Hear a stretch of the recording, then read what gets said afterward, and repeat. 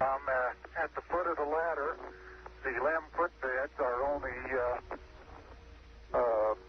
depressed in the surface about 1 or 2 inches, although the surface appears to be very, very fine-grained as you get close to it. It's almost like a powder. Ground mass is very fine. I'm going to step off the limb now. That's one small step for man, one giant leap for mankind. As the surface is fine and powdery, I can pick it up loosely with my toe. It does adhere in fine layers, like powdered charcoal, to the sole and sides of my boot. I only go in a small fraction of an inch, maybe an eighth of an inch, but I can see the footprints of my boots and the treads in the fine sandy particles. Yeah, this is Houston. We're copying.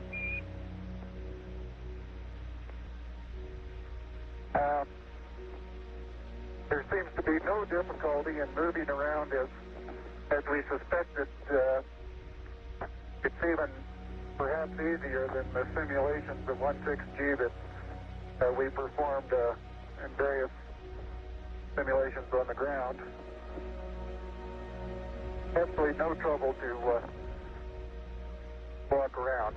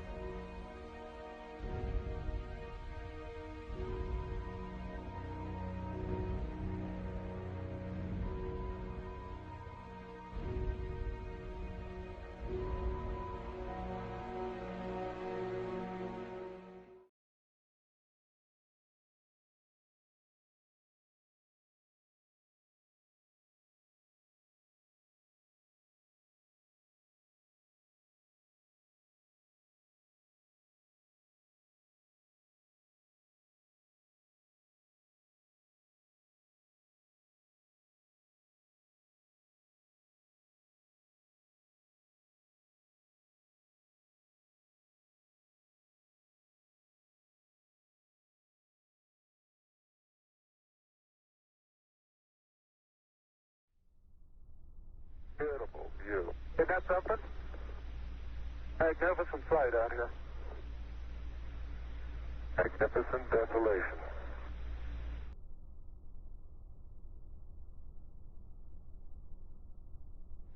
Neil, this is Houston. Radio check, over. Hi, Roger. Houston, loud and clear. Roger out. Loud and clear, Houston. Roger, Buzz. The laser ranging retroflector experiment was deployed on Apollo 11, 14 and 15. It consists of a series of corner cube reflectors which are a special type of mirror with the property of always reflecting an incoming light beam back in the direction it came from. These reflectors can be illuminated by laser beams aimed through large telescopes on Earth. The reflected laser beam is also observed with the telescope, providing a measurement of the round-trip distance between Earth and the Moon. This is the only Apollo experiment that is still returning data from the Moon. Many of these measurements have been made by McDonald Observatory in Texas. Laser beams are used because they remain tightly focused for large distances. Nevertheless, there is enough dispersion of the beam that is about 7 kilometers in diameter when it reaches the Moon and 20 kilometers in diameter when it returns to Earth. Because of this very weak signal, observations are made for several hours at a time. By averaging the signal for this period, the distance to the Moon can be measured to an accuracy of about 3 centimeters. The average distance from the Earth to the Moon is about 385,000 kilometers. The laser-ranging retroflector experiment has produced many important measurements. These include an improved knowledge of the Moon's orbit and the rate at which the Moon is receding from Earth, which is currently 3.8 centimetres per year.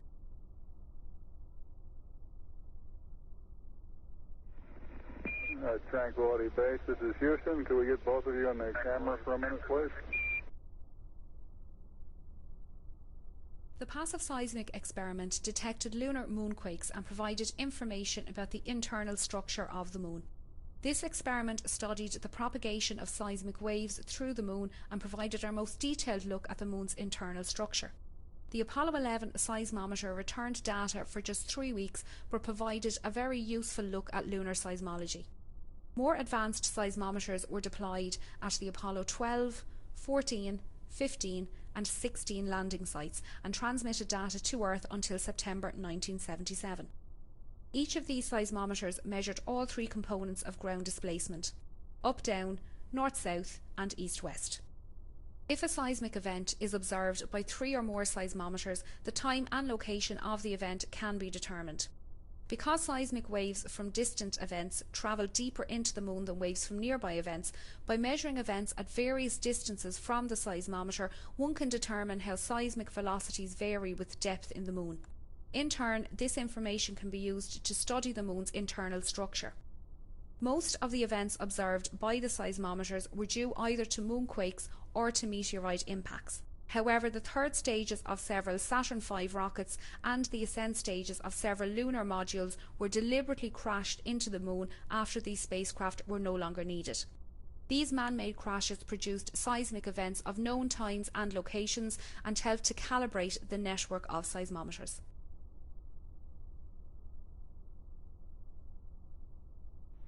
Start to lose my balance in one direction, and recovery is quite natural and very easy.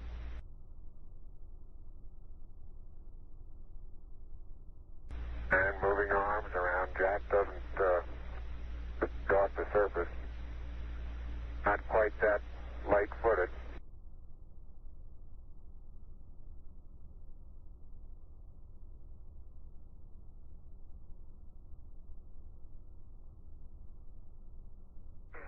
Okay, Houston, I'm going to change lenses on you.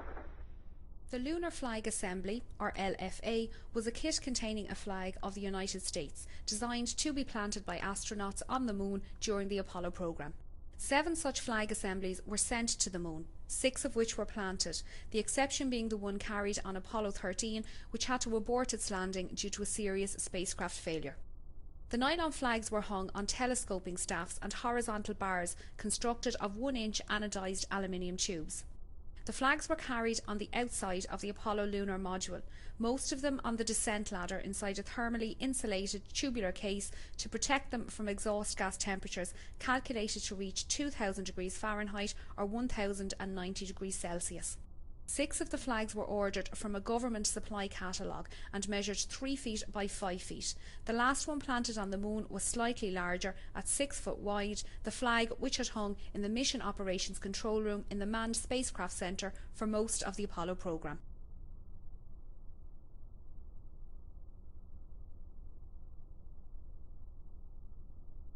This is the solar wind composition experiment. The Sun continually emits a flux of electrically charged particles into space. This is termed the solar wind. The Earth's magnetic field prevents these charged particles from reaching the Earth's surface, although in the Earth's polar regions these particles can reach the upper part of the atmosphere, causing auroras. The Moon is outside the Earth's magnetic field for most of each month and has a negligible atmosphere, allowing solar wind particles to reach the Moon's surface. The solar wind composition experiment was performed on Apollo 11, 12, 14, 15 and 16. It consisted of an aluminium foil sheet 1.4 metres by 0.3 metres that was deployed on a pole facing the Sun. This foil was exposed to the Sun for periods ranging from 77 minutes on Apollo 11 to 45 hours on Apollo 16, allowing solar wind particles to embed themselves into the foil. The foil was then returned to Earth for laboratory analysis. This allowed the chemical composition of the embedded solar wind to be determined more accurately than would be possible if the measurement were made using remotely controlled instruments on the moon, but limited the periods at which observations could be made. Neil and Buzz, the President of the United States is in his office now and would like to say a few words to you. Over. Be advised that it would be an honor. Go ahead, Mr. President. This is Houston out. Hello, Neil and Buzz. I'm talking to you by telephone from the Oval Room at the White House. And this certainly has to be the most historic telephone call ever made. I just can't tell you how proud we all are of what you do. For every American, this has to be the proudest day of our lives. And for people all over the world, I am sure they too join with America in recognizing what an immense feat this is. Because of what you have done, the heavens have become a part of man's world. And as you talk to us from the Sea of Tranquility, it inspires us to redouble our efforts to bring peace and tranquility to Earth. For one priceless moment in the whole history of man, all the people on this earth are truly one. One in their pride in what you have done, and one in our prayers that you will return. Neil is now unveiling the plaque that is. For those who haven't read the plaque, we'll read the plaque that's on the front landing gear of this LEM. There's two hemispheres, one showing each of the two hemispheres of Earth. Underneath it says, "Dear men from the planet Earth, first set foot upon the moon, July 1969, BT. We came in peace for all mankind." It has the crew members' signatures and the signature of the President of the United States.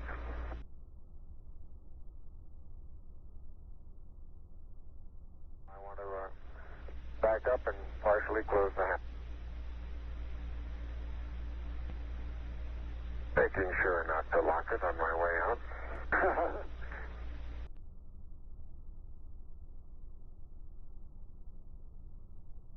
Hey, Neil, didn't I say we might see some purple rocks? Find the purple rocks? Yep.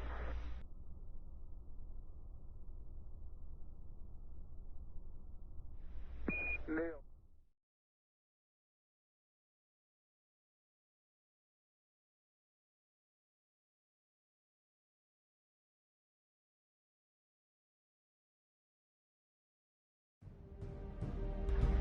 Tranquility Base, Houston. Roger, go ahead. Roger, our guidance recommendation is pings, and you're cleared for takeoff. Roger, understand. We're number one on the runway. Roger.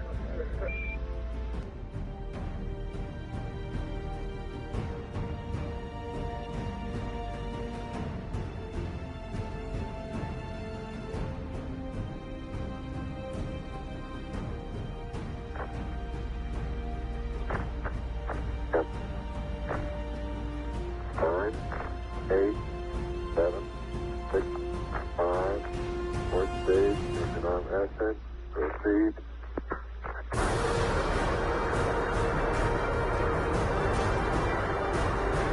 Beautiful. 26, 36 feet per second up. 5 to the pitch over. Very smooth. Balance come along. Very quiet ride. There's that one crater on there.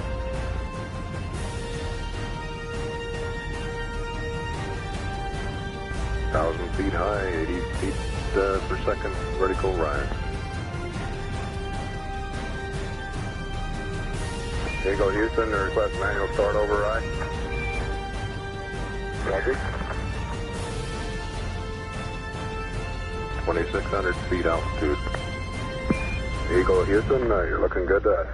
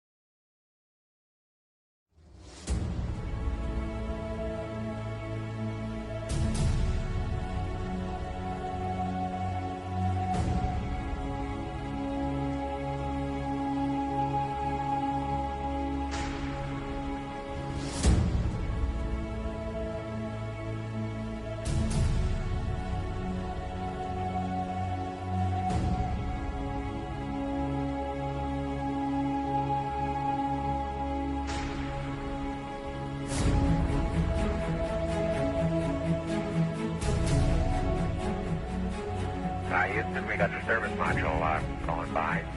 Roger, thank you. And it's rotating just like it should be. Thrusters are firing.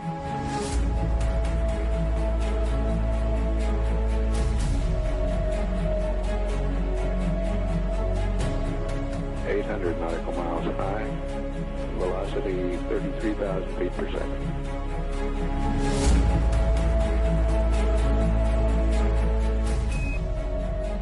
Houston, we'll have you for about 3-4 minutes through Redstone and then pick you up after blackout through Orion. Roger.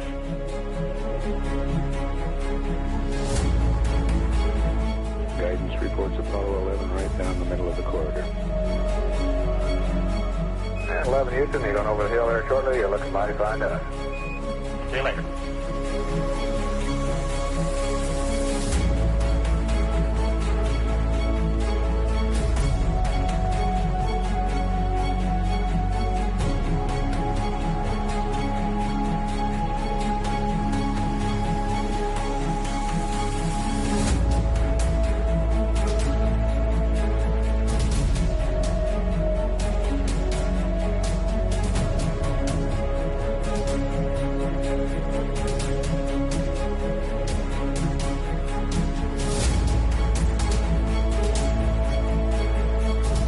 I believe that this nation should commit itself to achieving the goal, before this decade is out, of landing a man on the moon and returning him safely to the earth. No single space project in this period will be more impressive to mankind or more important for the long-range exploration of space, and none will be so difficult or expensive to accomplish.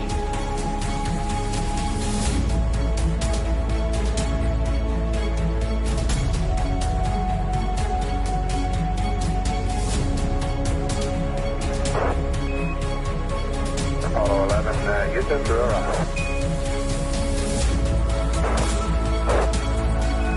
Apollo 11, Houston, and the blind, airboss has a visual contact.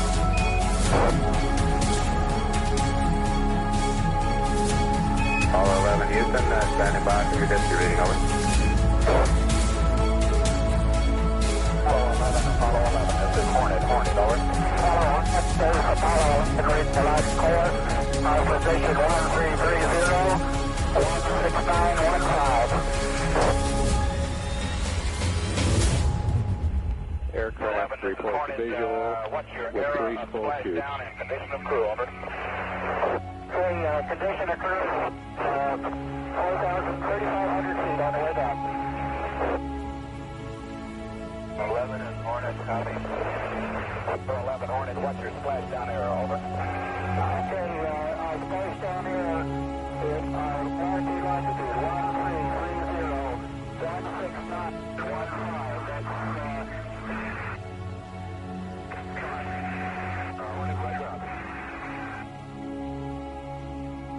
Hornet, Apollo 11 is not. All right, don't shoot.